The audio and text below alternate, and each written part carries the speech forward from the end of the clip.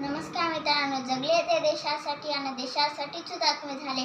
भारत मातेला त्यांनी गुलामगिरीतून मुक्त केले. आज 15 ऑगस्ट भारताचे स्वातंत्र्य दिन. आजचा दिवस आपल्या भारतीयांसाठी अतिशय आनंदाचा दिवस आहे. भारताला 15 ऑगस्ट 1947 रोजी स्वातंत्र्य मिळाले.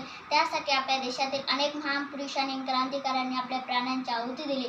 त्यांना स्मरण करण्याचा हा दिवस आहे. भारत देश इंग्रजांच्या गुलामगिरीत होता. अनेक वर्ष गुलामी सहन केल्यानंतर, इंग्रजांचे अत्याचार सहन केल्यानंतर भारताला स्वातंत्र्य मिळाले. आजच्या दिवशी आपण आपल्या शूरवीरांना स्मरण करून त्यांच्या कार्याची आठवण करतो.